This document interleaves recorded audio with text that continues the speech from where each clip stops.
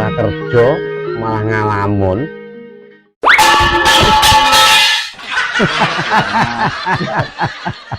Mang, wajahmu kok tegang kayak bakmi urung digodhog. Ngeget itu mbah.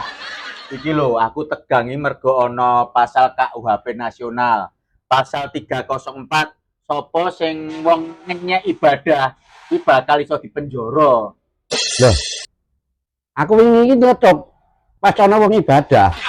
Lah nutup piye, Mbah? Wah, suaramu apik. Kayak Mister Rimbat. Aku kena apa ora ya? Wah, yen wonge baper iso kena, Mbah. Iso dipenjara sampean. Ya pasal iki berlaku tanggal 6 Januari tahun 2026, Mbah. Gek piye no, Mang? Aku kok dipenjara no, Mang. Syukur. Ya wis. Nek ngono aku tak sregep ibadah. Sambil teriak-teriak. Lah apa, Mbah? Ben dinyek. Engko tak parake gen dipenjara.